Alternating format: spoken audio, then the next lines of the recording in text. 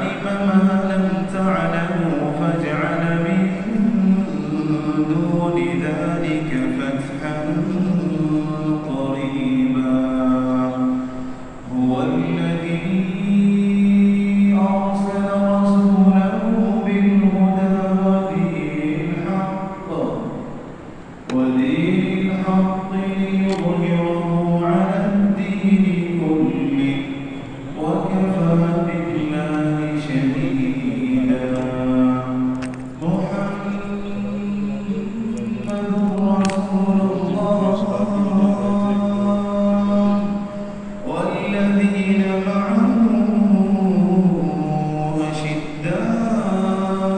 أشداء على الكفار رحماء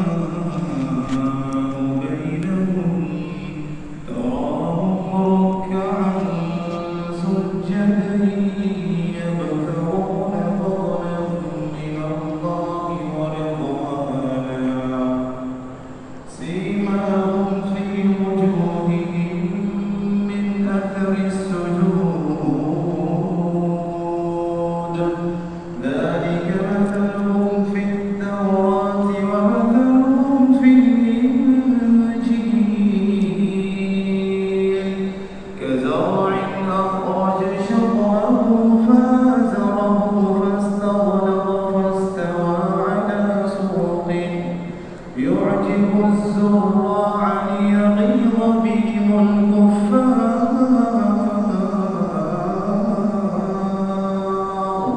وعد الله الذين آمنوا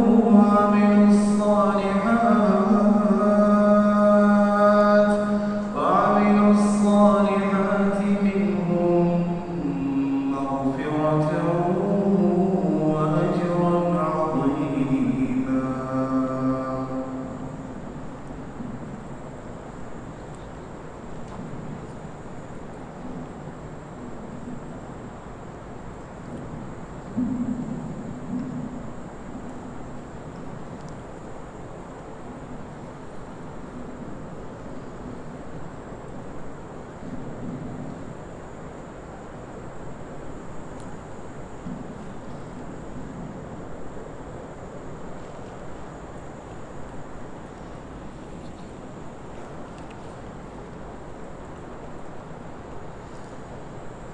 إن الحمد لله نحمده ونستعينه ونستغفره ونعوذ بالله من شرور أنفسنا ومن سيئات أعمالنا من يهده الله فلا مضل له ومن يضلله فلا هادي له وأشهد أن لا إله إلا الله وحده لا شريك له وأشهد أن محمدا عبده ورسوله يا أيها الذين آمنوا اتقوا الله حق تقاته ولا تموتن إلا وأنتم مسلمون يا أيها الناس اتقوا ربكم الذي خلقكم من نفس واحدة وخلق منها زوجها وبث منهما رجالا كثيرا ونساء واتقوا الله الذي تساءلون به والأرحام إن الله كان عليكم رقيبا يا أيها الذين آمنوا اتقوا الله وقولوا قولا سديدا يصلح لكم أعمالكم ويغفر لكم ذنوبكم ومن يطع الله ورسوله فقد فاز فوزا عظيما أما بعد فإن خير الحديث كتاب الله وخير الهدي هدي محمد صلى الله تعالى عليه وسلم وشر الأمور محدثاتها وكل محدثة بدعة وكل بدعة ضلالة وكل ضلالة في النار من يطع الله ورسوله فقد رشد واهتدى ومن يعص الله ورسوله فقد ضل وغوى اللهم صل على محمد وعلى آل محمد كما صليت على إبراهيم وعلى آل إبراهيم إنك حميد مجيد اللهم بارك على محمد وعلى آل محمد كما باركت على إبراهيم وعلى آل إبراهيم إنك حميد مجيد.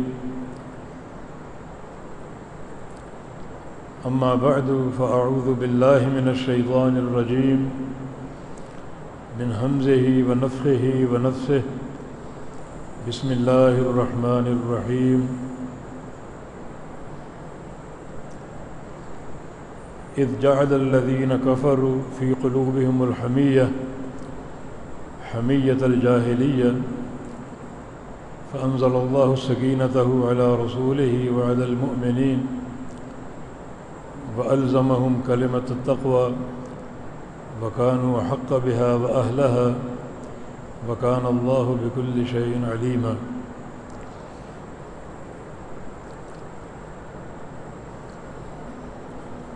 محترم اور مکرم سامعین حضرات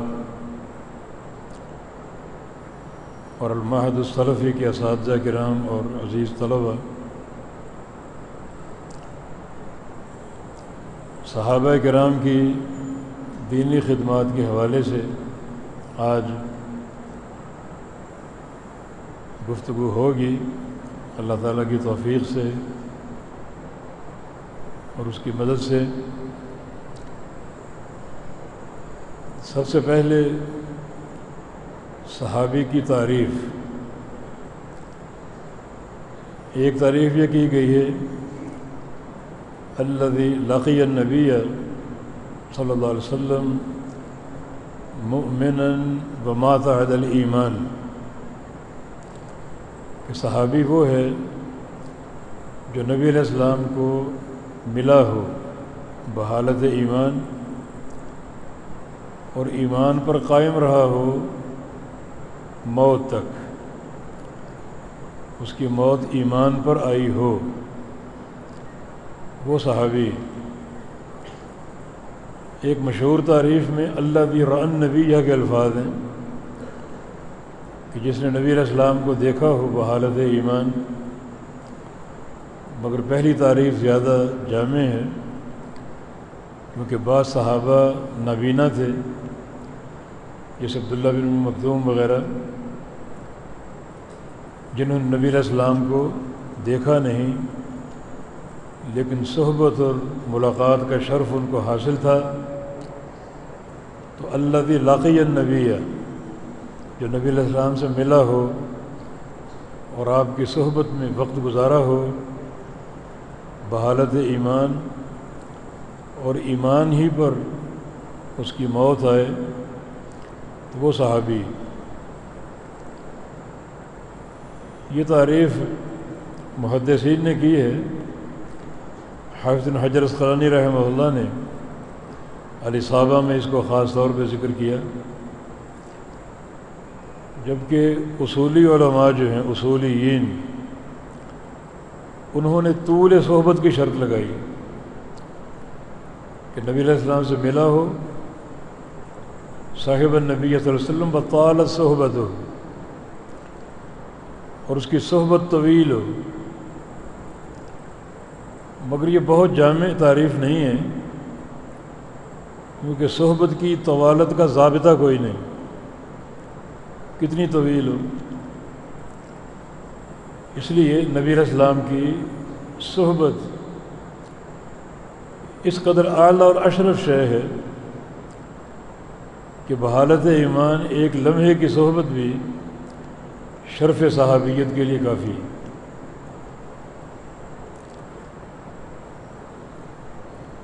جس کو اللہ تعالی صحابیت کا شرف دے دے، یقیناً من حیث المجموع وہ امت کا سب سے بہترین طبقہ ہے۔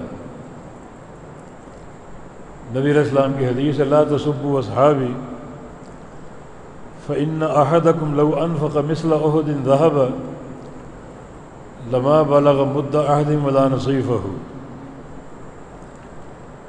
میرے کسی صحابی کو برا بھلا مت کہو۔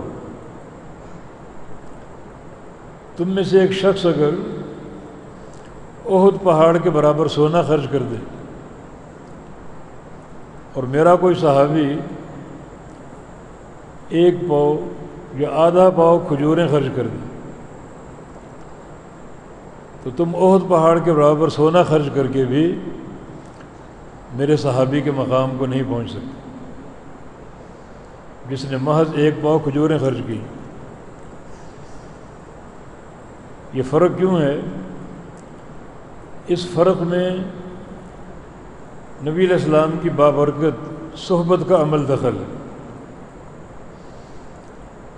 اس صحبت نے ان کے عمل کو اتنا مبارک کر دیا، اتنا بڑھا دیا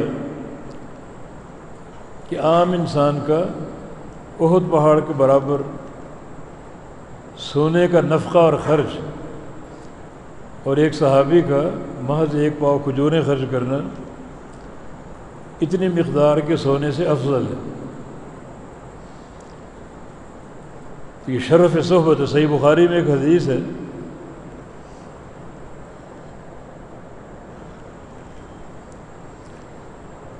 ایک جماعت، ایک وقت آ کہ ایک جماعت نکلے گی جہاد کے لیے،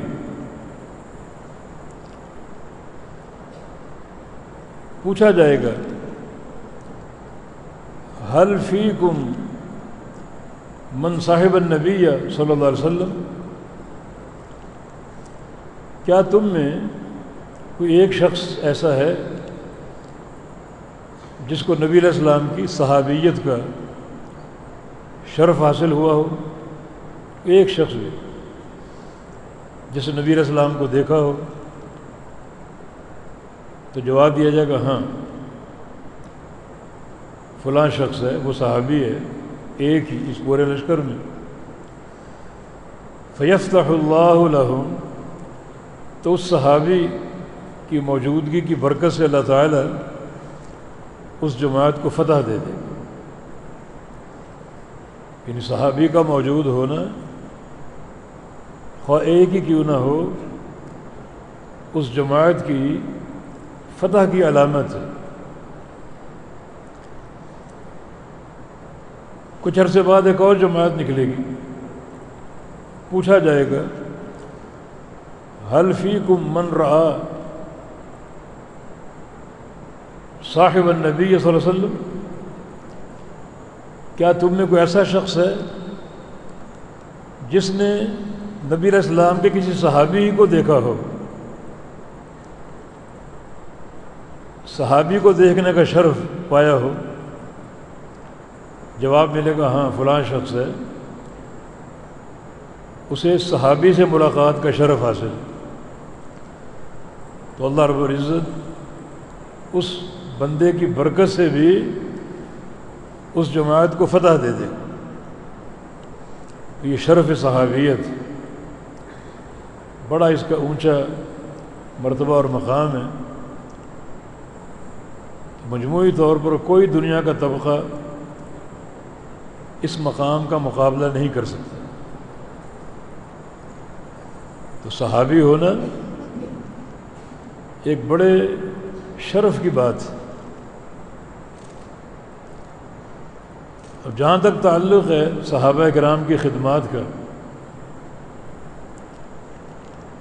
دینی خدمات کا، یہ جو قرآن ہمارے سامنے ہے، اور قرآن کیا ہے؟ نبی علیہ السلام کا معجزہ خالدہ جو قیامت تک موجود رہے گا۔ سارے انبیاء کے معجزات ختم ہو گئے، ان کی زندگی تک قائم رہے، جیسے موسیٰ علیہ السلام کا عصا تھا، ید بیضاء تھا، یا صالح علیہ السلام کی اونٹنی تھی، بس ان کی زندگی تک تھی۔ نبی علیہ السلام کا معجزہ تا قیام قیامت ہے، اور تا قیام قیامت ہونے کی وجہ سے نبی علیہ السلام کی امت کے افراد ہمیشہ بڑھتے رہیں گے، اور قیامت کے دن سب سے بڑی امت رسول اللہ صلی اللہ علیہ وسلم کی ہوگی۔ اور اس کی اساس یہ قرآن پاک جو اللہ تعالیٰ نے آپ کو بطور معجزہ کے دیا، اور جو آپ کی وفات کے بعد بھی موجود ہے اور قیامت تک موجود رہے گا، اور اللہ تعالیٰ کے بندوں کی ہدایت کا کام کرے گا۔ یہ قرآن پاک جو ہے یہ بھی صحابہ کرام کے وجود کی برکت سے ہے۔ میں سمجھتا ہوں، اور یہ بات بالکل اٹل ایک حقیقت کے طور پر ہے، کہ یہ تکمیل دین جو ہے یہ صحابہ کرام کے عمل کی برکت سے۔ دین اسلام کا ضابطہ یہ ہے کہ اللہ تعالیٰ کی وحی پر جب تک عمل نہ ہو جائے اگلی وحی نہیں آتی۔ جب تک اللہ تعالیٰ کی وحی پر جو پہلا فرمان ہے اسے قبول نہ کر لیا جائے اگلا فرمان نہیں آتا۔ جب نبی علیہ السلام نے معاذ بن جبل رضی اللہ عنہ کو یمن بھیجا تو انہیں یہی ترتیب سکھائی تھی کہ ادعو الی شہادت ان لا الہ الا اللہ وان محمد رسول اللہ، کہ ان کو توحید کی دعوت دینا، میری رسالت کی دعوت دینا، اور دیتے رہنا جب تک قبول نہ کر لیں۔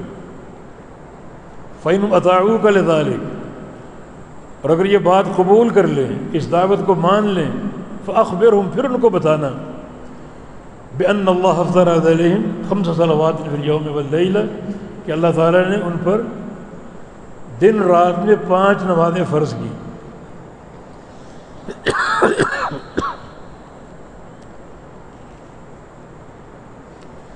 یعنی جب تک توحید کی بات نہ مانے،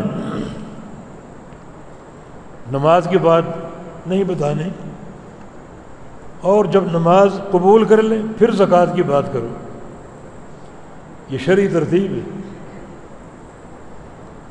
کہ پہلی وحی کو مان لو، پھر اگلی وحی، پھر اس کے بعد کی وحی، پہلے حکم کو مان لو پھر اس کے بعد کا حکم۔ تو صحابہ کرام کا ایمان، ان کا عمل، ان کا جذبہ اور دین کی خدمت کی اساس، ہر وحی قبول کرتے گئے، ہر وحی پر عمل کرتے گئے۔ اس طرح وحی کا سلسلہ آگے بڑھتا رہا، حتیٰ کہ نبی علیہ السلام جب میدان عرفات میں تھے حج کے موقع پر، تو اللہ تعالیٰ کی آخری وحی اتری، الیوم اکملت لکم دینکم واتممت علیکم نعمتی ورضیت لکم الاسلام دینا، کہ آج میں نے تمہارے دین کو مکمل کر دیا۔ یہ تکمیل دین کیا ہے؟ یہودیوں نے کیوں کہا تھا کہ اگر یہ آیت ہم میں اترتی تو ہمارا وہ دن عید کا دن ہوتا؟ یہ کیوں کہا تھا؟ یہ آیت اگر تورات میں نازل ہوتی تو لاتخذناها عیدا، ہم اس دن کو عید بنا لیتے، ہمارا مستقل وہ تہوار بن جاتا۔ یہ کیوں کہا تھا؟ اسی بنا پر کہ تکمیل دین ایک شرف ہے امت کے لیے، کہ امت نے عمل کیا، دین کو قبول کیا، حتیٰ کہ معاملہ آگے بڑھتا گیا۔ امیر عمر نے فرمایا کہ تم ایک عید کی بات کر رہے ہو، ہماری اس دن 3 عیدیں تھیں۔ ایک تکمیل دین کی بشارت، تکمیل دین امت کی قبولیت کی علامت ہے، اور دوسرا جمعے کا دن تھا، اور تیسرا عرفات کا دن تھا۔ یوم عرفہ بھی ہمارا عید کا دن ہے کہ وہ گناہوں کی بخشش کا دن ہے، اور جمعے کا دن بھی ہمارا عید کا دن ہے۔ بڑے اس میں فضائل ہیں، بڑے اس کے مراتب ہیں، اور پھر ساتھ ساتھ یہ تکمیل دین ہمارے لیے شرف کی بات ہے، امت کے لیے اعزاز کی بات ہے۔ یہ تکمیل دین امت کا اعزاز ہے کہ امت کو اللہ تعالیٰ نے یہ سرٹیفکیٹ دیا کہ شاباش، تم نے اس دین کو اپنایا، ہماری اس وحی پر عمل کیا، اس کو قبول کیا، حتیٰ کہ تکمیل دین ہو گئی۔ اور اگر یہ قبول نہ کرتے تکمیل دین ہوتی، انبیاء سابقین پر نہیں ہوئی۔ یہ پہلی امت ہے، امت محمدیہ صلی اللہ علیہ وسلم، جن پر تکمیل دین ہوئی، اور یہ شرف لوٹتا صحابہ کی طرف۔ ان کے عملی جذبے کی طرف، اور قرآن اسی جذبے کو سراہا، اللہ نے اسی جذبے کو قابل قدر قرار دیا۔ یعنی قرآن کا آغاز اسی تقابل کے ساتھ ہے، بسم اللہ الرحمن الرحیم، الف لام میم، ذالک الکتاب لا ریب فیہ ھدی للمتقین الذین یؤمنون بالغیب ویقیمون الصلاۃ ومما رزقناہم ینفقون۔ یہ تقابل ہے اس امت کا، یعنی صحابہ کرام کا امم سابقہ کے ساتھ۔ سابقہ امتوں کو جو ان کا رویہ تھا اس تعلق سے بڑی وعید کا سامنا کرنا پڑے گا کہ تینوں باتیں قبول نہیں کی انہوں نے۔ ایمان بالغیب، بنی اسرائیل نے کیا کہا؟ ارین اللہ جہرا، اللہ ہمارے سامنے لاؤ، ہمیں دکھاؤ، پھر مانیں گے۔ ایمان بالغیب نہیں، بن دیکھے ہم نہیں مانیں گے۔ مشرکین مکہ کا مطالبہ رسول اللہ صلی اللہ علیہ وسلم سے، او ترقى فی السماء، ہم یہاں کھڑے ہیں، ہمارے سامنے چڑھو آسمان کی طرف، آسمان کی طرف جاؤ اور واپس لوٹو تو آپ کے ہاتھ میں کتاب ہو، پھر ہم مانیں گے اللہ کی طرف سے۔ یہ ہم نہیں مانیں گے، ایمان بالغیب نہیں تھا۔ مگر صحابہ کرام بن دیکھے ایمان لانے والے، نہ اللہ کو دیکھا، نہ جنت کو دیکھا، نہ جہنم کو دیکھا، نہ روز آخرت کو دیکھا، بہت سی غیب کی خبریں، بہت سے احوال سابقہ، ان سب کو مانتے گئے اور قبول کرتے گئے۔ ان کے ایمان کا شرف،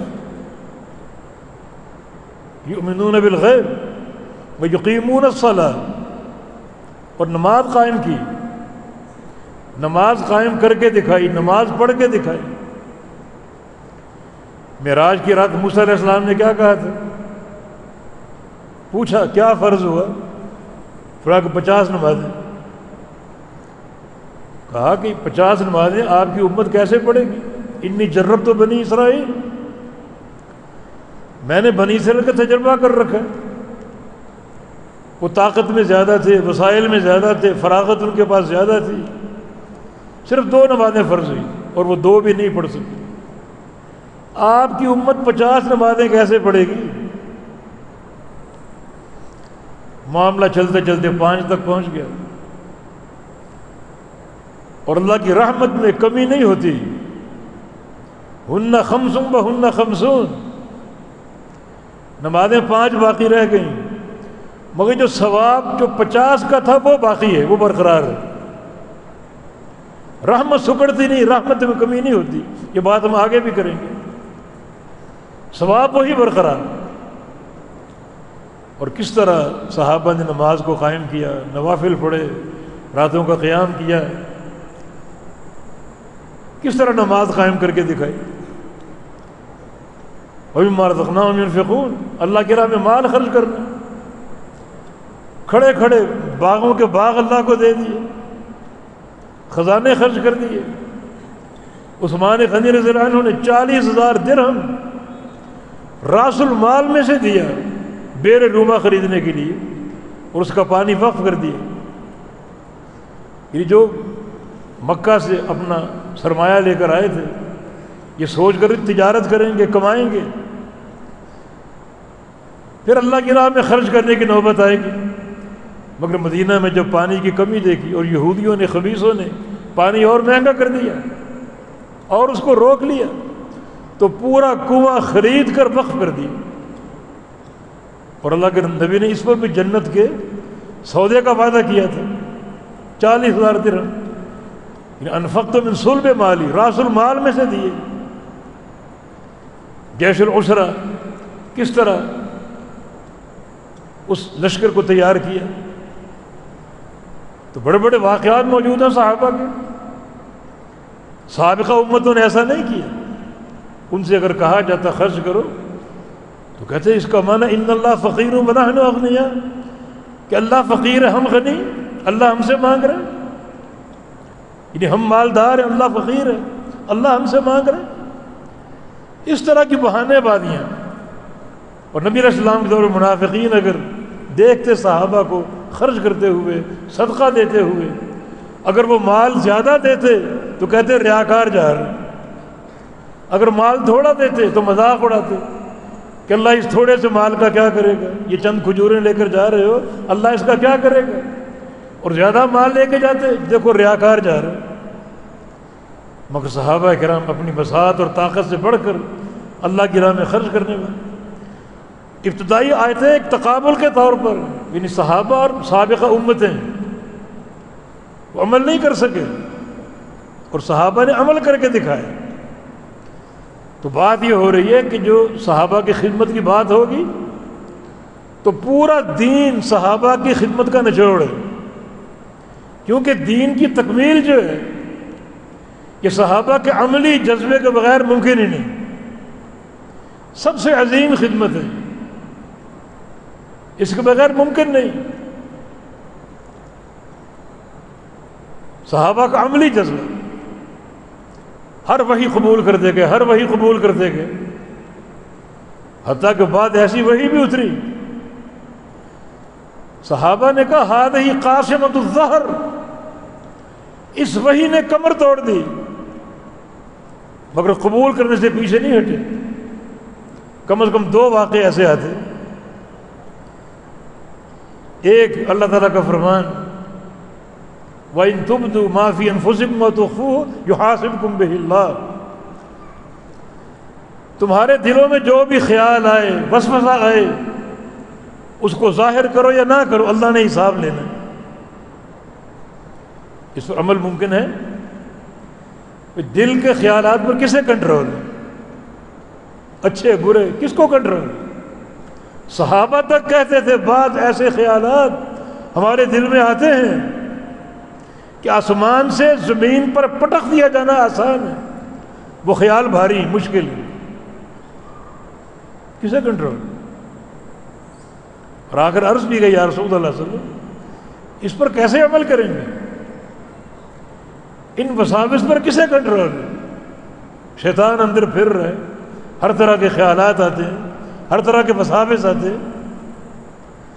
فرمایا کہ میرے ساتھ بنی اسرائیل کا معاملہ مت کرو، جنہوں نے سمعنا وعصینا کہا کہ موسیٰ ہم نے سن تو لیا مگر ہم مانیں گے نہیں، تم سمعنا واطعنا کہہ دو، معاملہ اللہ پر چھوڑ دو، سنا اور قبول کر لیا، قربان جائے، سمعنا واطعنا، سنا اور قبول کر لیا، سمعنا واطعنا۔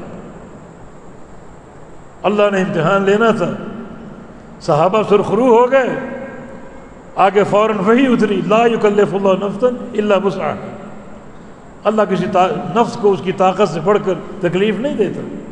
واقعی یہ حکم ہر انسان کی طاقت سے بڑھ کر، خیالات پر کسے کنٹرول ہے؟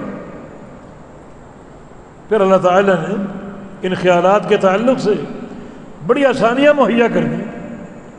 نبی علیہ السلام کی حدیث میں ان آسانیوں کا ذکر ہے کہ خیال کی دو قسم، اچھا یا برا، یا اچھا خیال آئے گا یا برا خیال آئے گا۔ اچھا خیال اگر آ جائے کوئی کام کرنے کا، کل فلاں کام کریں گے، اللہ فرماتے ہیں اس کا اجر لکھ دو، کل کا انتظار نہ کرو، ثواب لکھو اس کا۔ کل ہو گئی، کام کیا یا نہیں کیا، نہیں کیا تو اللہ فرماتا ہے کسی عذر کی بنا پر نہیں کر سکا، ثواب برقرار رکھو، اور اگر کر لیا تو اس کو بڑھا کر 700 گنا کر دو۔ یہ ثمرہ صحابہ کی استقامت کا۔ برا خیال اگر آ جائے کل فلاں برائی کریں گے، مت لکھو، مت لکھو، ابھی انتظار کرو کل کا۔ کل اگر ہوئی برائی کر لی تو 700 نہیں، 1 ہی لکھو، اور برائی نہیں کی تو نہ کرنے کا اجر لکھو۔ یہ خیالات کا فلسفہ دین اسلام میں آغاز صحابہ سے، ان کی استقامت کا ثمرہ ہے۔ ایک اور موقع پر جب اللہ تعالیٰ کی وحی اتری وَمَن يَعْمَلْ سُوءًا يُجْزَ بِهِ، جو بندہ گناہ کرے گا اس کو سزا دی جائے گی، اس کی جزا دی جائے گی۔ سیدنا ابوبکر صدیق رضی اللہ عنہ اس وحی کے موقع پر اللہ کے نبی کے پاس موجود تھے. عرض کیا کہ اس وحی نے میری کمر توڑ دی. گناہ تو ہو ہی جاتا ہے, گناہ سے کون پاک ہے؟ مانا جہنم کی سزا سب کو ملے گی, یہ ان کا فہم تھا, ابوبکر صدیق کا فہم تھا کہ برائی تو ہو ہی جاتی ہے, کوئی نہ کوئی گناہ تو ہو ہی جاتا ہے. بندہ اپنے اوپر زیادتی کر بیٹھتا ہے, اپنے اہل پر زیادتی کر بیٹھتا ہے, مانا جہنم میں ہر بندہ جائے گا. ابوبکر یہ فہم درست نہیں. الا تمرض, تم بیمار نہیں پڑتے؟ یہ بیماری بھی اس گناہ کی سزا ہے, اور اللہ بیمار کر کے اس گناہ کا معاملہ صاف کر دیتا. الا تصیبک اللہوہ, تمہیں تکلیفیں نہیں پہنچتی, مشقتیں نہیں پہنچتی, تھکاوٹ نہیں پہنچتی. یہ تھکاوٹ کا حاصل ہونا, تکلیفوں کا ملنا, کوئی مالی نقصان, کوئی بیمار پڑ جانا, یہ سارا انہی گناہوں کا کفارہ ہے. نبی اسلام کی حدیث ہے, الحمى حظ كل مؤمن من النار. یہ دنیا کا بخار جو ہے یہ حرارت ہے, جہنم بھی گرم ہے. یہ دنیا کی حرارت جو ہے یہ مومن کے لیے جہنم کا حصہ ہے. یہ حرارت اگر دنیا میں مل گئی تو جہنم کا عذاب نہیں ملے گا. حسن بصری کا قول ہے, ایک رات کا بخار سارے گناہوں کا کفارہ ہے. تو نبی علیہ السلام نے ان کو صحیح فہم دیا. یہ بڑے بڑے صحابہ بھی فہم کے لیے نبی علیہ السلام کے محتاج تھے, ان کے فہم کی اصلاح کی, مگر انکار نہیں ہے, قبول ہے, اطاعت ہے, نافرمانی کا کوئی تصور نہیں ہے. اور یہ صحابہ کا جذبہ اور ان کا عمل یہ تکمیل دین کا سبب ہے. قرآن اترتا رہا, عمل ہوتا رہا. صحابہ کا منہج ہمارے سامنے واضح ہے. 5 آیتیں اتری, 10 آیتیں اترتی, اگلی وحی کے نزول سے پہلے پچھلی وحی پر عمل ہو چکا ہوتا تھا. یعنی تم القرآن و تم العمل, ادھر قرآن کا نزول پورا ہوا, ادھر ہمارا عمل پورا ہو گیا. یعنی قرآن اور ہمارا عمل دونوں ساتھ ساتھ تھے. عمل متاخر نہیں تھا کہ عمل بعد میں کر لیں گے, عمل فوری, فوری عمل. تو اللہ کی وحی اترتی رہی, مسلسل اترتی رہی, بلا ناغہ بلا تعدل اترتی رہی. اب بالآخر تکمیل دین کی بشارت آ گئی. تو یہ دین, یہ کتاب و سنت کا سرمایہ, نبی علیہ السلام کا یہ معجزہ خالدہ جو قیامت تک موجود رہے گا, اس سب میں صحابہ کے عملی کردار کا ایک بڑا عمل دخل ہے. عمل کرتے رہے اور آگے وہی بڑھتی رہی, اترتی رہی. اگر قبول نہ کرتے تو آگے وہی اترتی, تکمیل دین ہوتی. عمل کا جذبہ, اور یہ جذبہ روز اول سے موجود تھا. دیکھیں نبی علیہ السلام نے دعوت توحید دی, دعوت اسلام دی. مردوں میں سب سے پہلے ابوبکر صدیق رضی اللہ عنہ کو یہ دعوت قبول کرنے کا شرف حاصل ہے. اگر خدمات جاننا چاہتے ہو, دعوت قبول کر لی, اور قبول کرتے ہی وہ عمل کا جذبہ, عمل کی دھن سوار ہو گئی. ابھی دعوت کیا تھی؟ قولوا لا الہ الا اللہ تفلحوا, لا الہ الا اللہ پڑھ لو فلاح پا جاؤ. پڑھ لیا, یہ کلمہ قبول کر لیا, دعوت قبول کر لی. ابھی نماز روزہ کوئی چیز نہیں. ابھی صرف نبی علیہ السلام کو ایک حیثیت سے دیکھا, اور وہ تھا آپ کا داعیانہ کردار. کوہ صفا پر کھڑے ہیں داعی بن کر, نمازی اور روزے دار اور حاجی بن کر نہیں, یہ معاملے بعد میں آئے. داعی بن کر کھڑے ہیں, قولوا لا الہ الا اللہ, اس دعوت کو قبول کر لیا اور خود داعی بننے کی دھن سوار ہو.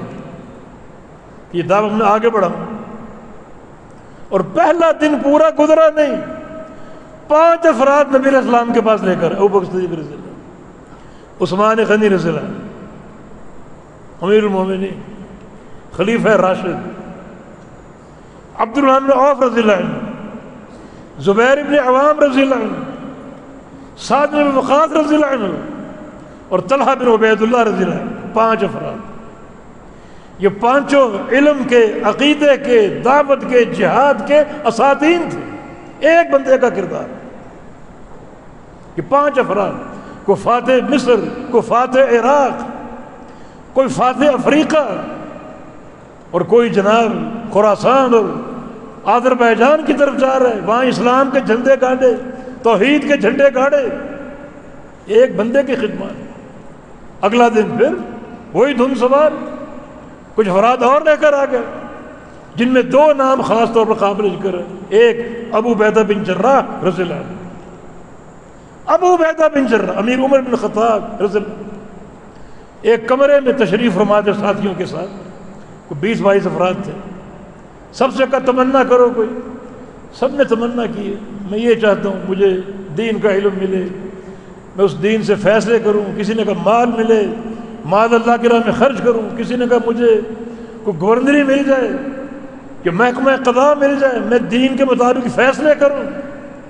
سب اپنی اپنی بات کر کے خاموش۔ آپ بھی تمنا کریں، امیر المومنین سے کہا گیا آپ کی کیا خواہش، آپ کی کیا تمنا؟ فرمایا اس کمرے میں جو افراد ہیں 20-25، میری تمنا یہ کہ سارے کے سارے بن جائیں ابو عبیدہ بن جراح جیسے، میرے لیے کافی۔ اتنے افراد کے ذریعے میں اس قرۂ ارضی پر ایک دینی اور توحید کا انقلاب برپا کر دوں۔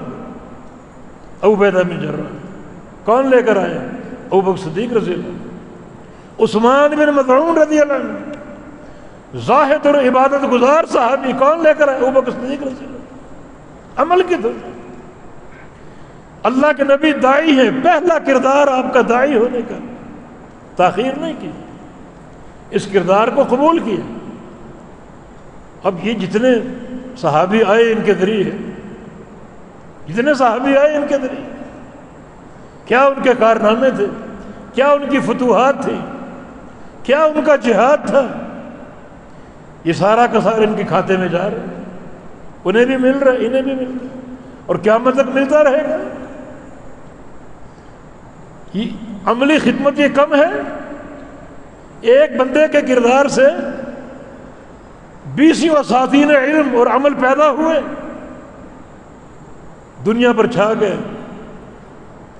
جھنڈے لہرا دیے، کسرا اور کیسر کی کمر توڑ دی، سلطنت روما، سلطنت فارس کو تاخت و تاراج کر دیا۔ ان صحابہ لانے والا کون؟ ابوبکر صدیق رضی اللہ عنہ۔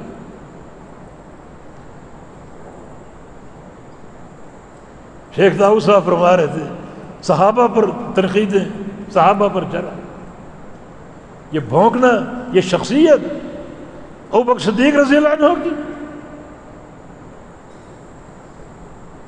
کیسا طعن اور کیسا ایک بےہودہ گوئی، کلمات کفر اس صحابی کے بارے میں، کیا کردار اور کیا جذبہ، اسلام قبول کرتے ہی ابھی نماز روزہ تو نہیں آیا،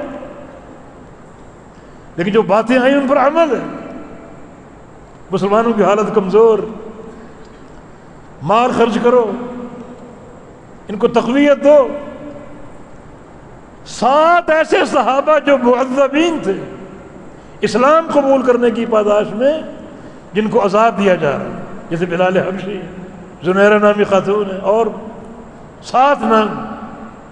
ابوبکر صدیق اس وقت مالدار صحابہ میں شمار ہوتے تھے، اپنا مال خرچ کیا، منہ مانگی قیمتیں دے کر ان غلاموں کو آزاد کر کے اللہ کی راہ میں آزاد کر دیا، خرید کر آزاد کیا، ان غلاموں کو خرید کر آزاد کیا۔ اس خدمت کو کس میزان میں تولو گے؟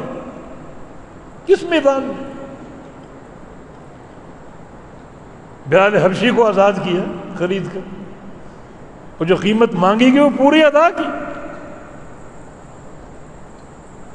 اس کافر نے کہا کہ ہم تمہیں بڑا عقل مند سمجھتے تھے، کہ بڑے کامیاب تاجر ہو تم، تم نے کیا یہ گھاٹے کا سودا کر لیا؟ اس غلام کے اتنے پیسے، اتنی رقم ادا کر کے؟ لیکن یہ تو جنت کا سودا ہے، اس میں تو کوئی بھی رقم ہو، کچھ بھی مطالبہ، سب پورا کیا جائے۔ جنت کا سودا، جنت کے سودے میں، جنت کے مقابلے میں ہر رقم جو ہے وہ ہیج ہے۔ من اعتق نسمۃ اعتق اللہ بکل عضو منہ کل عضو منہ من النار، کہ بندہ ایک غلام خرید کر آزاد کر دے، اللہ اس غلام کے ہر عضو کے بدلے اس خریدنے والے کے ہر عضو کو جہنم سے آزاد کر دے۔ یعنی تم نے پورا غلام آزاد کیا، اللہ تمہارے پورے وجود کو، پورے جسم کو جہنم سے آزاد کر دے۔ صحابہ کا عمل، یعنی وہ کردار، وہ عمل جو مسلسل آگے بڑھتا رہا اور یہ تکمیل دین کا سبب بنا، تکمیل دین کا سبب بنا۔ اور صحابہ کی جو فضیلت اور منقبت اور جو ان کے درجات دنیا اور آخرت کے، ان پر قیامت تک کے لیے مہر لگ گئی۔ کتاب و سنت اس مقام کا ناطق ہے، اللہ کی وحی ناطق ہے۔ قرآن پاک نے صحابہ کے حوالے سے کئی تقسیمات ذکر کی، ان تقسیمات پر حکم لگایا، کئی تقسیمات ہیں۔ مثلا ایک تقسیم صحابہ کی تقسیم انصار اور مہاجرین، دو قسمیں، انصار صحابہ اور مہاجرین صحابہ، اور تیسری بعد میں آنے والی۔ انصار کون ہے؟ مہاجرین کون ہے؟ مہاجرین مکہ سے ہجرت کرنے والے۔ انصار کون ہے؟ مہاجرین کا استقبال کرنے والے۔ یہ سابقین اولین ہیں، اسلام قبول کرنے میں ان کو سبقت کا شرف حاصل ہے۔ والسابقون السابقون، سابقون تو سابقون ہیں، یعنی سابقون فی الدنیا ہم السابقون یوم القیامہ، جن کو دنیا میں سابقین ہونے کا شرف حاصل ہے، انہیں قیامت کے دن بھی سابقین ہونے کا شرف حاصل ہے۔ جنت کے داخلے میں سابقین ہوں گے، جیسا کہ نبی علیہ السلام کی حدیث ہے، اول زمرۃ تلج الجنہ، پہلی جماعت، پہلا گروہ میری امت کا جو جنت میں داخل ہوگا، ان کے چہرے 14ویں کے چاند کی مانند ہوں گے، اور ان کے دل جو ہیں وہ ایک فرد واحد کا دل ہوگا۔ ہزاروں لاکھوں افراد ہوں گے، ان کے دلوں کو ٹٹولا جائے، لگے گا ایک ہی بندے کا دل ہے۔ کوئی چھوٹی فضیلت ہے؟ کوئی اختلاف نہیں، کوئی ازداد نہیں، کوئی عقیدے کا تضاد نہیں ہے، کوئی عمل کا تضاد نہیں، ایک عمل، ایک عقیدہ، باہمی محبت، ان کے دل ایک بندے کے دل کے مانند ہوگے، قلوبہم کا قلب رجل واحد۔ یہ پہلا زمرہ، یہ سابقین کا، دنیا کے سابقین، قیامت کے سابقین ہوں گے۔ یہ دو قسم، انصار و مہاجرین۔ مہاجرین کون ہے؟ جنہوں نے ہجرت کی مکہ سے مدینہ۔ انصار کون ہے؟ مدینہ کے رہنے والے، جنہوں نے ان کا استقبال کیا۔ اور پھر کچھ لوگ بعد میں آئے، ہجرت کا عمل ہو گیا اور مدینہ جو ہے وہ دارالسلطنت بن گیا، پھر کچھ لوگ بعد میں آئے، اسلام قبول کیا۔ ان قرآن نے یہ تین قسمیں ذکر کی اور تینوں قسموں کا حکم واضح کیا۔ دیکھیں یہ جو حکم ہے یہ اللہ کی طرف سے خبر ہے۔ ابھی ہم نے سنا اور پڑھا کہ رحمت کا دائرہ تنگ نہیں ہوتا، رحمت کا معاملہ تنگ نہیں ہوتا، جس کو حاصل ہو جائے اسے وہ قیامت تک حاصل رہے گی۔ رحمت دے کے اللہ چھینتا نہیں، نہ اس کا دائرہ تنگ کرتا، بڑھاتا ضرور ہے، کشادہ ضرور کرتا ہے، مگر رحمت کے معاملے کو ختم کرنا، رحمت کے معاملے کو دے کر تنگ کرنا، یہ اللہ کی شان کے خلاف ہے۔ الرحمن الرحیم اس کی رحمانیت کے خلاف ہے، اس کی رحیمیت کے خلاف ہے۔ اللہ تعالیٰ نے خبریں دی ہیں۔ انصار و مہاجرین، مہاجرین کا للفقراء المہاجرین الذین اخرجوا من دیارہم واموالہم یبتغون فضلا من اللہ ورضوانہ. ساری خبریں اپنے گھروں سے نکالے گئے، اپنی تجارتوں سے دور کیے گئے، حتیٰ کہ رشتے بھی توڑ دی. بھائی نے بھائی کو چھوڑ دیا، شوہر نے بیوی کو، بیوی نے شوہر کو، باپ نے بیٹے کو، بیٹے نے باپ کو چھوڑ دیا. وطن بھی چھوڑا، کاروبار بھی چھوڑے، خونی رشتے بھی توڑے. اور اللہ نے خبر دی آخر میں اولئک هم الصادقون، یہ سچے لوگ، یہ سچے لوگ. خبر منسوخ نہیں ہو سکتی. خبر کو منسوخ مانو گے یہ اللہ کے علم میں تعین ہے کہ اللہ نے خبر دی اور وہ جھوٹی ثابت ہوئی. اللہ کے علم پر تعین ہے، وہ اللہ کے علم پر الزام ہے. اولئک هم الصادقون، یہ سچے لوگ ہیں. قال اللہ ھذا یوم ینفع الصادقین صدقہم. قیامت کے دن صرف صادقین کامیاب ہوں گے، صادقین کو ان کا صدق نفع دے گا اور وہ کامیاب ہوں. یہ کامیابی کا اعلان ہے، جنتی ہونے کا اعلان ہے. اللہ کی طرف سے خبر ہے. یہ خبر کو منسوخ مانو گے، منسوخ قرار دو گے یا ختم قرار دو گے تو اللہ کے علم پر الزام ہے، اس کے علم پر تعین ہے. انصار کا ذکر کیا، والذین تبوؤا الدار والایمان من قبل یحبون من ہاجر الیہم. انصار کی بات ہو رہی، مہاجرین کا استقبال کیا، ان سے محبت کی، اپنے گھروں میں کاروباروں میں ان کو شریک کر لیا، اپنے اوپر ترجیح دی ان کو. اور حکم کیا ہے؟ وَمَن یُوقَ شُحَّ نَفْسِهِ فَأُولَٰئِکَ هُمُ الْمُفْلِحُونَ. ان کی فلاح کا اعلان کیا، ان کی فلاح کا. ایک بندہ اگر مرتد ہو جائے اس کے لیے فلاح ممکن ہے؟ مرتد ہونے کا معنی فلاح نہیں ہے، اور فلاح نہ ہونے کا معنی نعوذ باللہ اللہ کی خبر جھوٹی. خبر منسوخ نہیں ہو سکتی. اور تیسری قسم والذین جاؤوا من بعدہم، بعد میں آنے والے، یعنی ہجرت کرنے والے، مہاجرین انصار، ان کی نصرت کرنے والے، اور بعد میں آنے والے، اسلام میں داخل ہونے والے. وہ کیا دعائیں کرتے؟ ربنا اغفر لنا ولاخواننا. انہیں ان کا بھائی قرار دیا، انصار و مہاجرین کا بھائی قرار دیا. ایک یہ تقسیم ہے. اور اللہ کی خبر موجود ہے، فلاح کی، کامیابی کی، صدق کی، اور خبر منسوخ نہیں ہو سکتی. اللہ چاہے تو حکم آسانی کے لیے منسوخ کر دے. ابھی آپ نے سورہ نمازیں 50 فرض ہوئی، اللہ نے امتحان لینا سے لے لیا، نبی نے قبول کر لیا. دوبارہ استدعا کی کہ یا اللہ تخفیف کر دے، اللہ نے پھر تخفیف فرما دی. حکم منسوخ ہو سکتا، خبر منسوخ نہیں ہو سکتی. خبر کا منسوخ ہونا اللہ کے علم پر تعین. اور ایک اور مقام پر والذین آمنوا وہاجروا وجاہدوا فی سبیل اللہ والذین آووا ونصروا اولئک هم المؤمنون حقا. کیا کچھ سنو گے؟ یہی دو جماعتیں، ایمان لائے، ہجرت کی، اللہ کی راہ میں جہاد کیا، یہ ایک جماعت ہے. دوسری جماعت کون ہے؟ والذین آووا ونصروا، جنہوں نے ان کو جگہ دی، مہاجرین کو، ان کی نصرت کی، ان کی مدد کی، اپنے گھروں میں داخل کیا، مہمان نوازی کی، اپنے کاروباروں میں شریک کر لیا. یہ دونوں جماعتیں کیا ہیں؟ اولئک هم المؤمنون حقا. یہ مومن ہیں پکے، سچے مومن ہیں، یہ پکے اور سچے مومن ہیں. یہ خبر کون دے رہا ہے؟ اللہ. وہ اللہ جو اپنے بندے کے ظاہر کو بھی جانتا ہے، باطن کو بھی جانتا ہے، ظاہری اعمال بھی دیکھتا ہے اور قلبی کیفیت کو بھی دیکھتا ہے.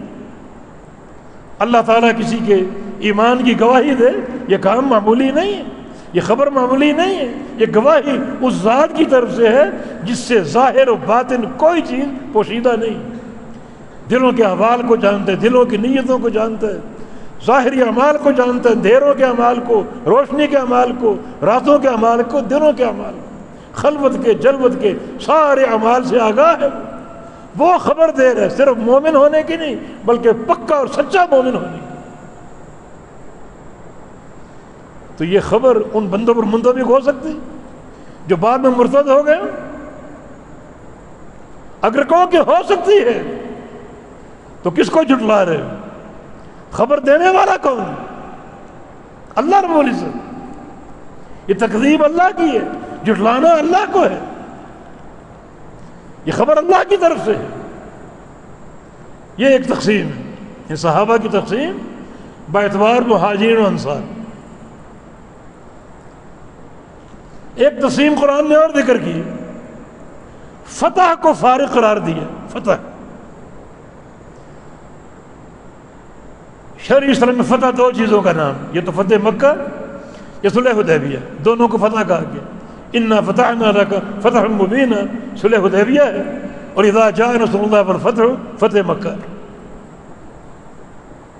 دونوں معنی ہو سکتے۔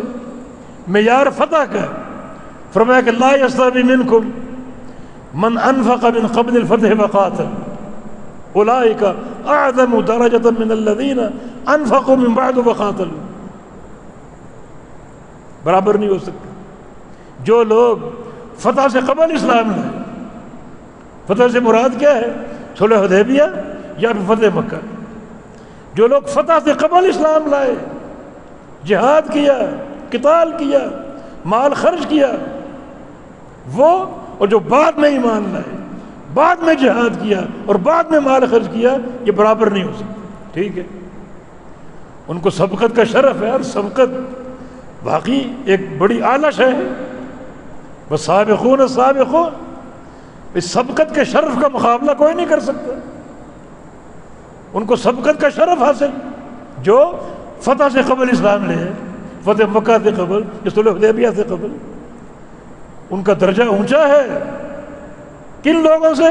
جو فتح کے بعد اسلام لائے، فتح مکہ کے بعد، صلح حدیبیہ کے بعد، ان کا درجہ اونچا ہے۔ ان کا درجہ ان سے کم ہے، لیکن وَكُلًّا وَعَدَ اللَّهُ الْحُسْنَى، اللہ نے سب سے جنت کا وعدہ کر رکھا، سب سے۔ جو فتح سے قبل اسلام لائے ان سے بھی، اور جو فتح کے بعد لائے ان سے بھی، سب سے حسنہ کا وعدہ۔ حسنہ ابن عباس کی تفسیر میں قرآن پاک حسنہ جہاں بھی آتا ہے جنت کے معنی میں آتا ہے۔ لِلَّذِينَ أَحْسَنُوا الْحُسْنَى، جن لوگوں نے لا الہ الا اللہ پڑھا، توحید قبول کر لی، ان کے لیے حسنہ ہے جنت بزیادہ اور اللہ کا دیدار۔ حسنہ بمعنی جنت۔ وَكُلًّا وَعَدَ اللَّهُ الْحُسْنَى، اللہ نے ان دونوں جماعتوں سے جنت کا وعدہ کر رکھا۔ یہ تقسیم کیا ہے صحابہ کی؟ سارے صحابہ کی دو قسمیں، ایک وہ صحابہ جو فتح سے قبل اسلام لائے، دوسرے وہ صحابہ جو فتح کے بعد اسلام لائے۔ درجہ برابر نہیں ہے۔ جو پہلے اسلام لائے ان کو سبقت کا شرف حاصل، الفضل للمتقدمین، ان کو سبقت کا شرف حاصل۔ جو بعد میں اسلام لائے ان کا درجہ ان سے کم ہے، لیکن جنت کا وعدہ سب سے۔ اللہ تعالیٰ اپنے وعدے کا خلاف کر سکتا ہے؟ ممکن ہے؟ ان اللہ لا یخلف المیعاد، من اصدق من اللہ قیلا، اس سے بڑھ کر سچا وعدہ کون کر سکتا؟ اگر آپ کہیں کہ یہ جماعت نعوذ باللہ مرتد ہو گئی تو اللہ کا وعدہ کہاں گیا؟ جھوٹا کون پڑھ رہا ہے؟ تردید اور تکذیب کس کی ہو رہی؟ یہ بھی ایک تقسیم، شرعی تقسیم۔ فتح ایک معیار ہے، فارق ہے ان دو گروہوں، سابقین اور بعد میں آنے والے۔ بلکہ ایک مقام پر اللہ تعالیٰ نے اسی سبقت اور غیر سبقت کو بھی ایک معیار بنایا۔ والسابقون الاولون من المہاجرین والانصار، یہ سابقین اولین ہیں، مہاجرین اور انصار سے، ہجرت کرنے والے اور ان کی نصرت کرنے والے، یہ سابقین اولین ہیں۔ والذین تبعوہم بإحسان، اور تیسری جماعت جو اچھے طریقے تھے ان کی اتباع کرنے والے. یہ سلسلہ لامتناہی، اس میں صحابہ بھی آ گئے، اس میں تابعین آ گئے، اتباع تابعین آ گئے، ان کے منہج کے پیروکار. اللہ تعالیٰ نے ان کے منہج کو قیامت تک کے لیے ایک مثال بنا کر پیش کیا. فَإِنْ آمَنُوا بِمِثْلِ مَا آمَنْتُمْ بِهِ فَقَدْ اهْتَدَوْا. اگر ویسا ایمان لاؤ جیسا صحابہ کا ایمان ہے پھر تم ہدایت پر ہو، پھر تمہارا ایمان قابل قبول ہے. آیت کہاں ہے؟ قرآن پاک میں. قرآن پاک یہ کتاب کب تک ہے؟ قیامت تک کے لیے. یعنی قیامت تک کے لیے صحابہ کے ایمان کو مثالی ایمان قرار دیا.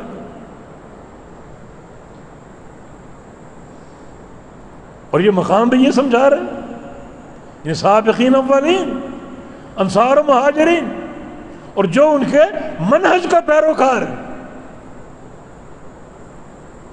صحابہ کے 3 اقسام ہو گئے، انصار، مہاجرین اور ان کی اتباع کرنے والا. تینوں کے لیے کیا ہے؟ رضی اللہ عنہم ورضوا عنہ، اللہ ان سے راضی اور وہ اللہ سے راضی. اللہ کیوں راضی؟ ان کا عمل دیکھ کر، ان کا عقیدہ دیکھ کر، ان کا منہج دیکھ کر. اور وہ کیوں راضی؟ اپنی جزا دیکھ کر، جنت دیکھ کر، اللہ کی رضا دیکھ کر، اللہ تعالیٰ کی نعمتیں دیکھ کر اللہ ان سے راضی ہو گیا اور ان کو اپنے آپ سے راضی کر لیا. اس جزائے کثیر کے ذریعے، جنت کے ذریعے راضی کر لیا. یہ تقسیم ایک دوسری تقسیم ہو گئی. اور باقی تقسیم عمل کی بھی ہو سکتی، عمل کی بھی ممکن ہے. چنانچہ ایک مقام پر والمؤمنون والمؤمنات بعضهم اولیاء بعض یأمرون بالمعروف وینہون عن المنکر ویقیمون الصلاة ویؤتون الزکاة ویطیعون اللہ ورسولہ. آگے کیا فرمایا؟ اولئک سیرحمہم اللہ. یہ جو مقام جو پڑھا میں نے، اس سے قبل منافقین کا ذکر. اس دور میں موجود جو تنزیل وحی کا دور تھا، اس دور میں مدینہ میں موجود 2 جماعتیں، اسلام کا دعویٰ کرنے والے، ایک منافقین، دوسرا یہ سچے صحابہ کی جماعت. پیچھے ذکر لمبا منافقین کا، ان کا کردار کا، ان کی حرکتوں کا. وہ سب ذکر کرنے کے بعد اللہ تعالیٰ نے اس کے مقابلے میں جو سچی جماعت ہے اس کا ذکر کیا. وہ جماعت کون ہے؟ مومنین مومنات کی، مومن مرد، مومن عورتیں. وہ جماعت کون ہے؟ نمازیں پڑھنے والے، زکوٰۃ دینے والے، اور وہ جماعت امر بالمعروف کرنے والے، برائی سے روکنے والے، اللہ رسول کی اطاعت کرنے والے. یہ اس جماعت کا کردار ہے. حکم کیا ہے؟ اللہ خبر کیا دے رہا ہے؟ اولئک سیرحمہم اللہ، اللہ عن قریب ان پر ضرور رحمتیں فرمائے گا. اس کا وعدہ ہے. یہ سین جو تنفیذ کا صیغہ، یہ تاکید کے لیے ہوتا ہے. وَلَسَوْفَ يُعْطِيكَ رَبُّكَ فَتَرْضَىٰ. اللہ اپنے نبی سے کہہ رہا ہے عن قریب اللہ تجھے دے گا اور خوش کر دے گا. اور اللہ نبی کو دیا، خوش کیا، یقینی خبر ہوتی ہے. تنفیذ کا یہ سین یہاں تنفیذ کی. اولئک سیرحمہم اللہ، مستقبل کے حوالے سے یقینی بات سن لو، اللہ ان پر ضرور رحمتیں فرمائے گا. اللہ یہ بتا چکا، وعدہ کر چکا کہ یہ جماعت رحمت کے مستحق ہے. اب بتاؤ، رحمت کا معاملہ تنگ ہو سکتا ہے؟ یہ اللہ کی شان ہے کیا؟ اس کا غضب تنگ ہو سکتا ہے، رحمت نہیں. قیامت کے دن جب جہنم حل میں مزید کہے گی یا اللہ اور بھیج، اور بھیج، جگہ باقی ہے، سارے جہنمی ختم ہو جائیں گے اور جہنم حل میں مزید پکار رہے، اور بھیج، اور بھیج، جگہ بھی باقی ہے، ابھی بھری نہیں ہوگی. اور جہنم کو بھرنے کا اللہ کا وعدہ ہے. جہنمی سارے ختم ہو چکے، جگہ باقی ہے. فَيَضَعَ اللَّهُ فِيهَا قَدَمَهُ، اللہ تعالیٰ اپنا قدم مبارک جہنم میں داخل کرے گا. جس سے کیا ہوگا؟ ینزوی، جہنم سکڑ جائے گی، اتنی تنگ ہوگی کہ قط قط، یا اللہ بس بس بس بس، بھر گئی میں۔ یہ معاملہ اللہ کے غضب کا، اس کے عذاب کا۔ عذاب تنگ ہو سکتا ہے، عذاب میں تخفیف ہو سکتی ہے۔ جنت کا معاملہ بھی یہی، جنتی جنت میں داخل کیے جائیں گے، اور جائیں گے اور جائیں گے اور جائیں گے، حتیٰ کہ سارے جنتی ختم ہو جائیں گے، جگہ بھی باقی۔ تو اللہ تعالیٰ جنت کو بھی اپنے قدم سے تنگ کر دیتا، لیکن نہیں، رحمت کو تنگ کرنا اللہ کی شان نہیں۔ رحمت بڑھ سکتی ہے، تنگ نہیں ہو سکتی۔ رحمت عطا کر کے چھینی نہیں جا سکتی، یہ مستقبل کا وعدہ، مستقل وعدہ ہے۔ اللہ ان پر رحم فرمائے گا، یہ اللہ کا وعدہ ہے۔ جنت کا کیا کرے گا اللہ تعالیٰ؟ جگہ باقی ہے ابھی۔ ينشئ اللہ لها خلقا آخر فيسكنهم فضل الجنة، اللہ جنت کے لیے اسی وقت ایک نئی مخلوق پیدا کر دے گا، نئے بندے پیدا کر دے گا، اور ان نئے بندوں کو بقیہ جنت میں داخل کر کے اس طرح جنت کو بھرے گا۔ جنت تنگ نہیں ہوگی، رحمت تنگ نہیں ہوتی، نئے بندے، نئی مخلوق پیدا ہو جائے گی۔ یہ اس کے فضل کی انتہا۔ غور کرو، یہ جو بندے نئے پیدا ہوئے، کوئی نے نماز پڑھی، کوئی روزہ رکھا، کوئی زکوٰۃ دی، کوئی حج کیا، کوئی نیکی کی، کوئی عمل نہیں کیا، پیدا ہوتے ہی جنتی، کیا اس کی رحمت کی بات کرو گے؟ یہ اس کی رحمت کا معاملہ۔ اور یہاں اللہ تعالیٰ ان بندوں کے اوصاف ذکر کر کے فرماتا ہے اولئک سیرحمہم اللہ، اللہ ان پر رحم فرمائے گا۔ جب اللہ نے یہ آیت نازل فرمائی تو اللہ کو معلوم نہیں تھا یہ آگے چل کے مرتد ہو جائیں گے، میری خبر جھوٹی پڑ جائے گی، رحمت کا وعدہ جھوٹا پڑ جائے گا، اللہ کو معلوم نہیں تھا۔ شریعت یہ کامل و اکمل ہے،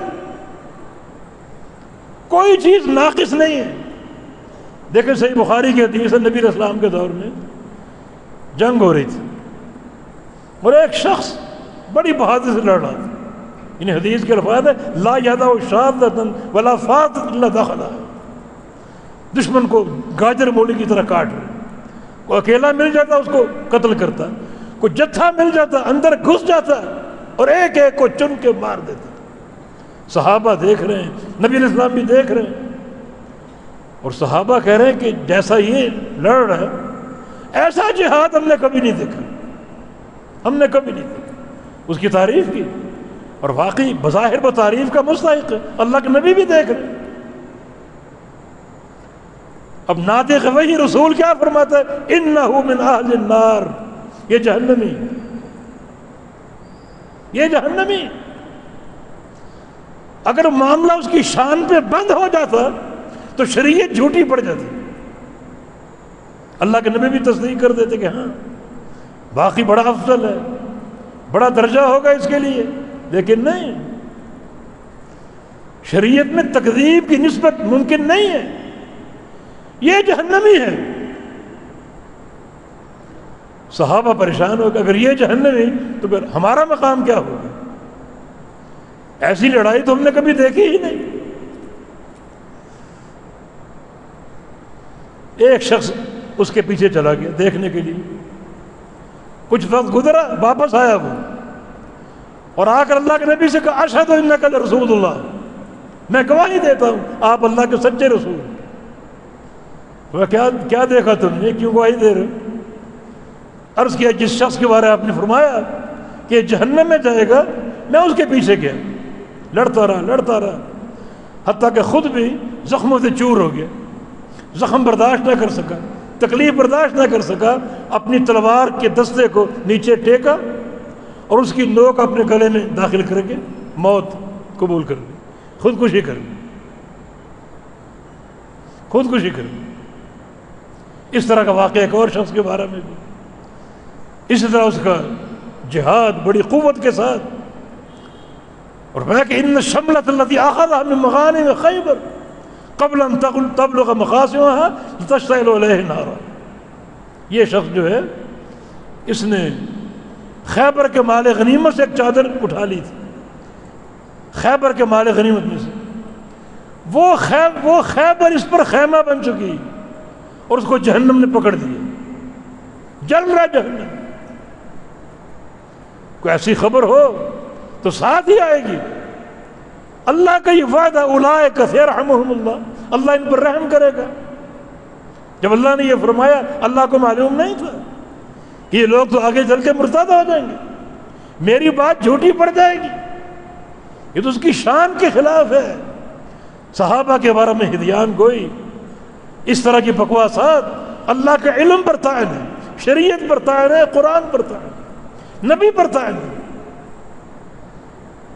یہ ظلم کی بات نہیں کہ بس 10-12 صحابہ مسلمان ہیں باقی سارے مرتد ہو گئے۔ دین کے ناقلین کون ہیں؟ قرآن ہم تک پہنچانے والے کون ہیں؟ جب یہ پہلی جماعت ساقط ہو گئی، عدالت گر گئی ان کی، تو دین کا معاملہ مشکوک، ہم نہیں مانتے۔ پھر روایت نقل کرنے والا ضروری ہے مومن ہو، عادل ہو۔ عدالت ساقط ہو گئی تو ان کی بات ہم تک پہنچ قبول کریں گے۔ شریعت پر طعن، اللہ کے نبی پر طعن کہ 23 سالہ محنت کے بعد 10-12 بندے تیار ہو سکے، اللہ پر طعن۔ اللہ خبریں دے رہے رحم کرنے کی، پکے مومن ہیں، سچے مومن ہیں، صادقین ہیں، جنتی ہیں۔ یا اللہ تیری ساری باتیں غلط ہیں، ساری باتیں جھوٹ۔ یہ جماعت تو مرتد ہو گئی۔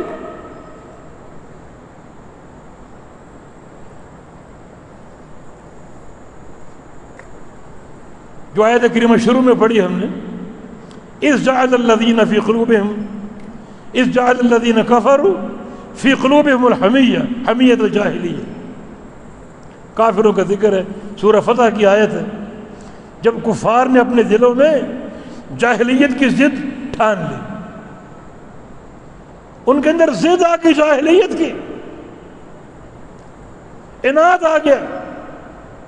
یہ اشارہ صلح حدیبیہ کی طرف، نبی علیہ السلام صحابہ کی جماعت غیر مسلح انہیں لے کر احرام باندھے ہوئے مکہ کے عمرہ کرنا چاہتے ہیں، اور بیت اللہ یہ کسی کی میراث نہیں، دنیا بھر کا کوئی مسلمان آئے گا اس کے لیے اس کو کھلا ہونا چاہیے، عمرہ اس کا حق ہے، حج کرنا اس کا حق ہے۔ انہوں نے عناد کیا،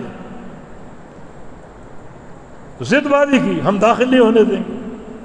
یہ کفار کا عناد تھا،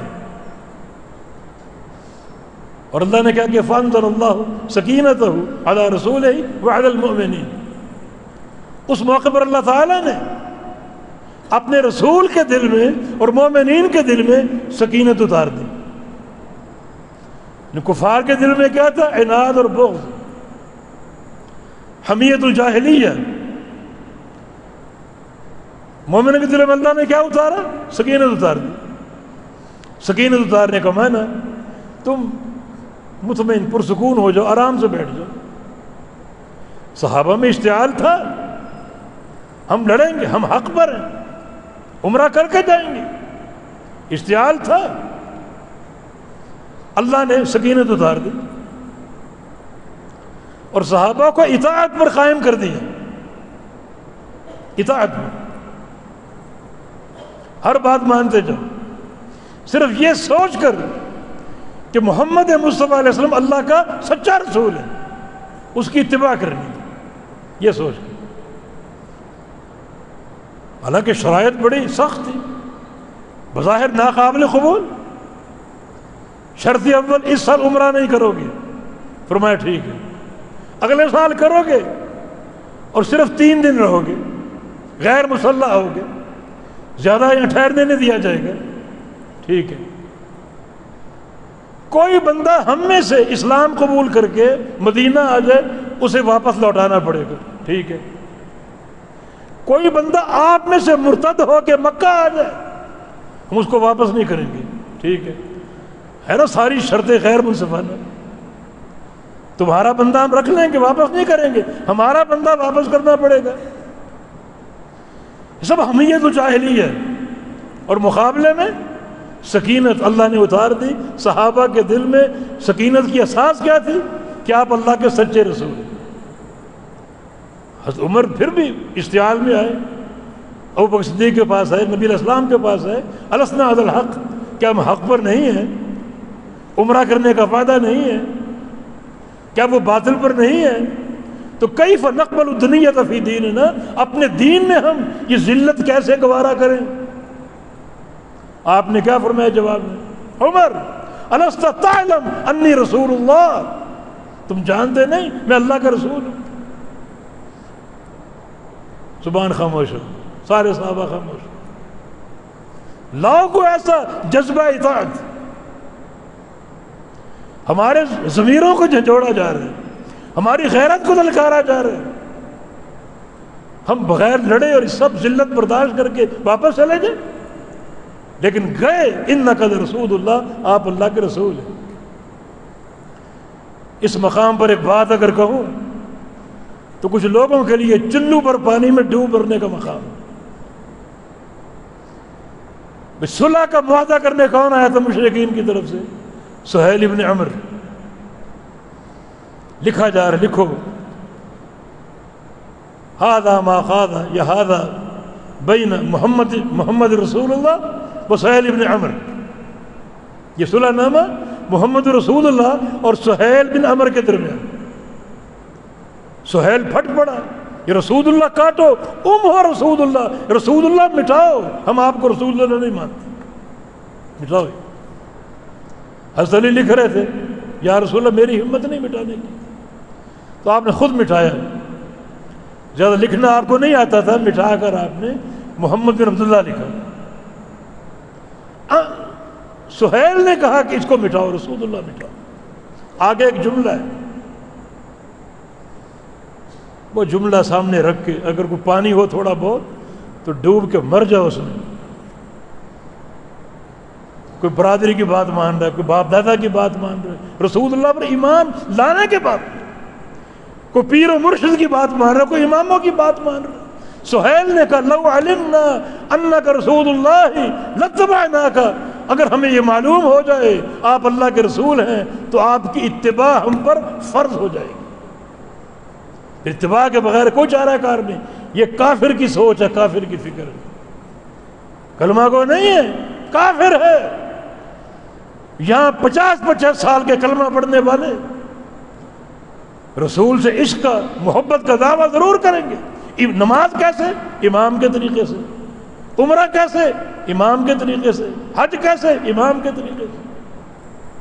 بتاؤ پھر فکری اعتبار سے کون صحیح ہے؟ وہ سہیل کافر یا تم مدتوں کے مسلمان؟ کس کی فکر درست ہے؟ اس وقت صحابہ نے بھی اسی استقامت کا مظاہرہ کیا، کفار کی طرف سے ضدبازی اور صحابہ کی طرف سے اطاعت۔ خاموش ہے کیوں؟ آپ اللہ کے رسول ہیں۔ اللہ نے پھر کیا کیا؟ وَأَلْزَمَهُمْ كَلِمَةَ التَّقْوَى وَكَانُوا حَقَّ بِهَا وَأَهْلَهَا، اللہ نے ان صحابہ کے لیے لازم کر دیا، لازم کلمہ تقوی لکھ دیا ان کے لیے، ہمیشہ ہمیشہ کے لیے، یہ ہمیشہ کے متقی ہیں۔ کلمہ تقوی پر ان کو قائم کر دیا، اور کیوں قائم کیا؟ وَكَانُوا حَقَّ بِهَا وَأَهْلَهَا، وہ اس کے اہل تھے، حقدار تھے اس کے، کہ ان کو کلمہ تقوی پر قائم کر دیا جائے اور کلمہ تقوی ان کے لیے لازم کر دیا جائے۔ اب لازم کو معنی نہیں سمجھتے، اللہ ایک چیز لازم کر دے، وہ چیز وہاں سے دور ہو سکتی؟ صحابہ کا شرف۔ اور یہ بات یاد رکھو، یہ کلمہ تقوی اللہ نے کیوں دیا؟ نبی کی اطاعت کی بنا پر۔ اطاعت ضروری، اطاعت کے بغیر کوئی چیز ممکن نہیں، کوئی کامیابی ممکن نہیں۔ نبی کی اطاعت کی بنا پر اللہ تعالیٰ نے صحابہ کے لیے کلمہ تقوی لازم کر دیا۔ یہ جماعت، جس کی یہ خدمات، جس کا یہ عظیم الشان معاملہ، اللہ تعالیٰ کے وعدے، اللہ تعالیٰ کی خبریں، یہ کیسے منسوخ ہو سکتی ہیں؟ اللہ کا علم جھوٹا ہو سکتا ہے، اللہ کے علم کی تردید ہو سکتی ہے؟ یہ سارا طعن اللہ کے علم پر۔ جناب آپ کے نصوص موجود ہیں صحابہ کے مرتد ہونے کے تعلق سے، یہ کون سے نصوص ہیں؟ مستدرک حاکم کی ایک حدیث ہے جس میں جب نبی صلی اللہ علیہ وسلم معراج سے لوٹے اور خبر دی کہ راتوں رات میں نے بیت المقدس کا دورہ کیا، زیارت کی، اور پھر اوپر آسمانوں میں، اور رات ہی کے ایک حصے میں واپس آ گیا، تو بعض جو نئے مسلمان اس پر یقین نہ کیا، دین اسلام چھوڑ دیا انہیں۔ یہ خبر منکر جو محدثین کے قائد ہیں، ان قواعد کے مطابق یہ حدیث نکارت پر مشتمل، قابل قبول نہیں، ضعیف ہے۔ امام احمد بن حنبل رحمہ اللہ اس خبر کو باطل قرار دیتے، چند نام ملتے ہیں، جیسے عبداللہ بن خطل مرتد ہوا تھا اور اللہ کے نبی نے فرمایا تھا اسے قتل کرنا، اگر اس کو خانہ کعبہ کے خلاف کے ساتھ لٹکا ہوا دیکھو پھر بھی قتل کر دو۔ عبداللہ بن خطل، اس طرح عبداللہ بن ابی سرح، عبداللہ بن سعد، یہ کاتب تھا وحی کا، اس کا مرتد ہونا صحیح سند سے ثابت ہے۔ مکہ سے مدینہ سے مکہ بھاگ گیا، جب فتح مکہ ہوا تو اس نے عثمان غنی رضی اللہ عنہ سے پناہ طلب کی اور توبہ کی درخواست کی، توبہ کی خواہش کی۔ عثمان غنی اس کو لے کر اللہ کے نبی کے پاس آئے اور آ کر اس کی درخواست قبول کرنے کی ایک استدعا کی، اور آپ نے اس کو معاف کر دی۔ عبداللہ بن سرح، عبید اللہ بن جہش جو حبشہ گیا تھا، ام حبیبہ کا شوہر، اس کے بارے میں دو خبریں، ایک خبر یہ کہ یہ اسلام پر قائم رہا، حبشہ میں اس کا انتقال ہو گیا، پھر اللہ کے نبی کے انتقال کے نکاح میں ام حبیبہ آ گئی۔ دوسری خبر یہ کہ مرتد ہو کر شام کے علاقوں میں بھاگ گیا اور پھر اللہ کے نبی سے اس کا نکاح ہوا۔ انہیں خبر مختلف ہی ہے، اور ایک نام اور وہ ہے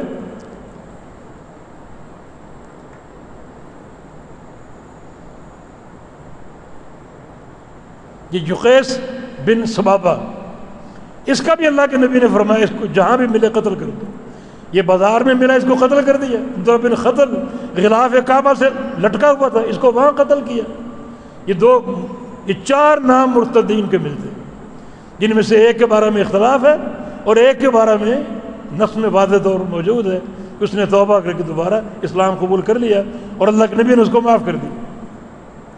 باقی جو حدیث صحیح بخاری کے حوالے سے نقل کرتے ہیں، قبیصہ بن مخارق کی حدیث ہے، یہ ابو ہریرہ کی حدیث ہے، نبی علیہ السلام فرمایا کہ یارد علیہ اناس من اصحابی، کہ قیامت کے دن میرے صحابہ میں کچھ لوگ مجھ پر پیش ہوں گے حوض کوثر پہ، یارد علیہ الحوض اناس من اصحابی، کچھ صحابہ پیش ہوں گے حوض کوثر پر قیامت کے دن، اور کیا ہوگا؟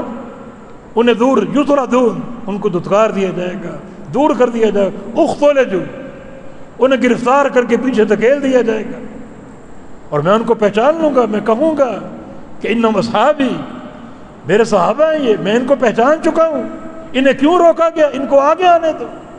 تو جبریل امین کہیں گے انک لا تدری ما احدثوا بعدک، آپ نہیں جانتے انہوں نے آپ کے بعد کیسی کیسی بدعات جاری کی۔ صحیح بخاری کی حدیث ہے، بالکل صحیح، مگر مراد اس سے کون ہے؟ صحابہ، وہ صحابہ جنہوں نے نبی علیہ السلام کے انتقال کے بعد پوری زندگی میدان جہاد میں گزار دی، کوئی فاتح مصر بنا، کوئی فاتح عراق بنا، کوئی افریقہ کا فاتح بنا، کسی نے یورپ میں جھنڈے گاڑے، اور کوئی خراسان اور آذربائیجان کا فاتح بنا۔ پوری زندگی جنگ و جہاد کرنے والے اللہ کے نبی کے انتقال پر مرتد ہو گئے۔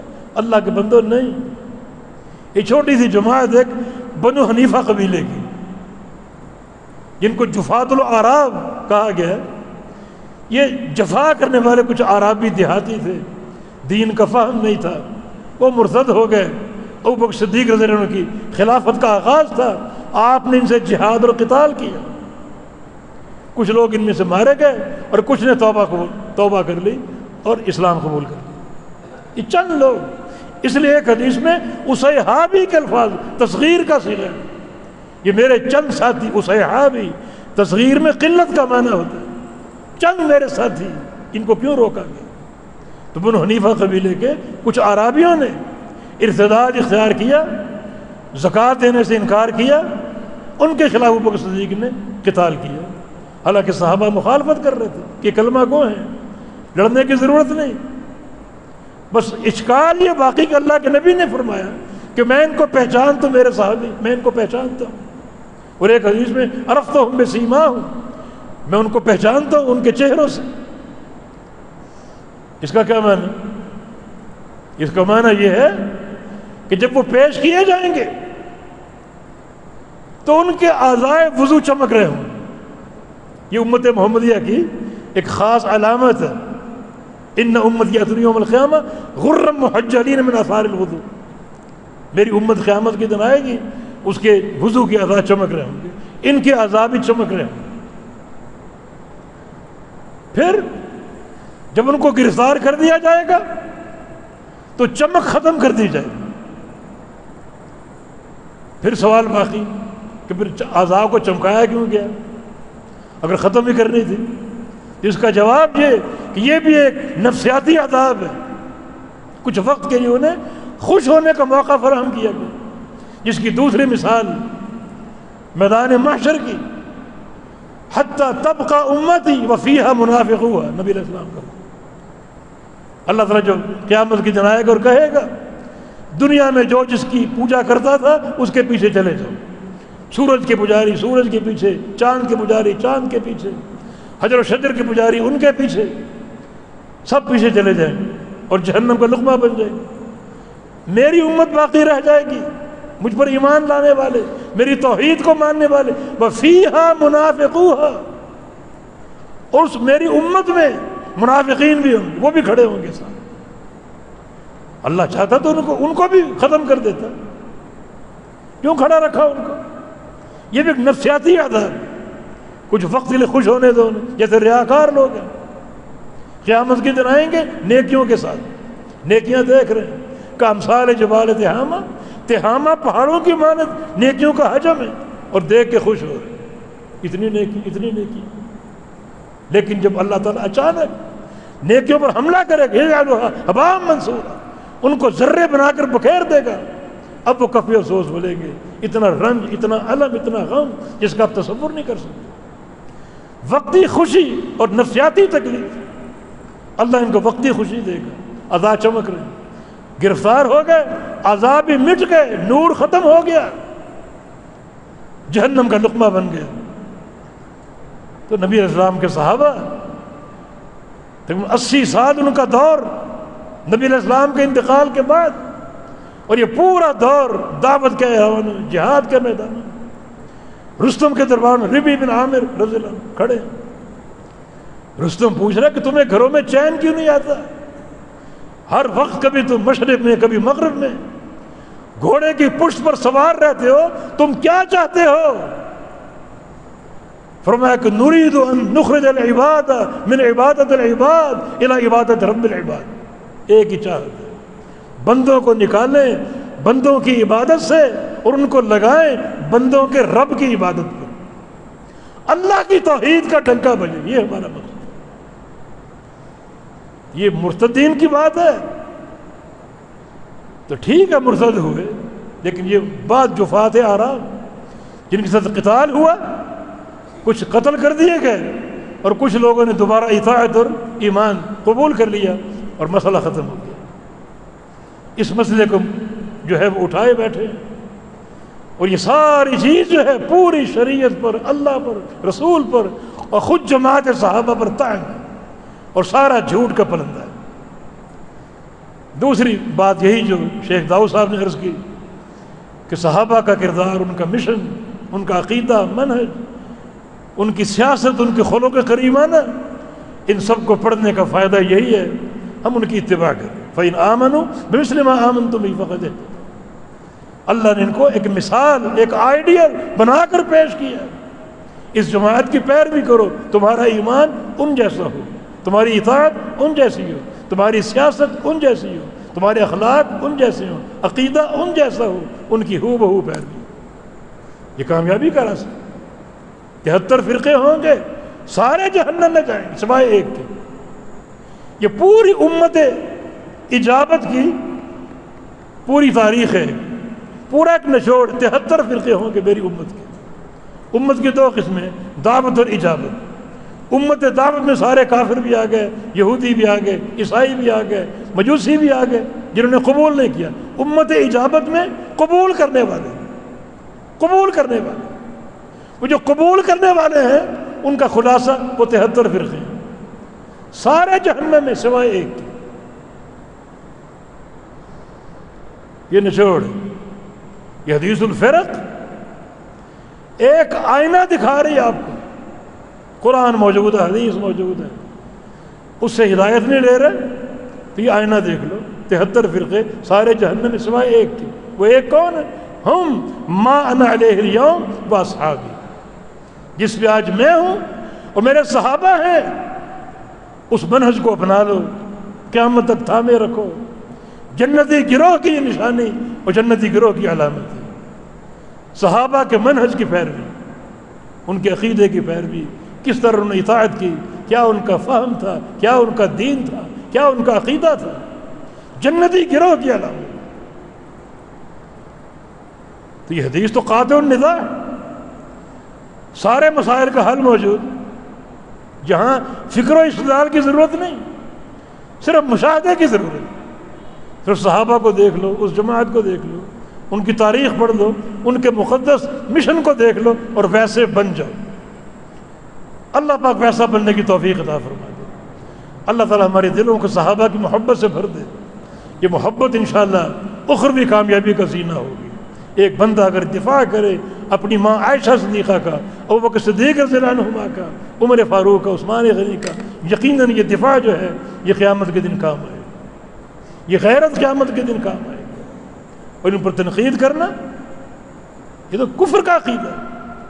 ابوبکر صدیق کے خاص طور پر نص قرآنی سے وہ صحابی ہجرت کی رات اذ یقول لصاحبہ، جب اللہ کے نبی اپنے صاحب سے فرما رہے تھے، ابوبکر واحد وہ صحابی جن کا صاحب ہونا، جن کا صحابی ہونا نص قرآنی سے ثابت،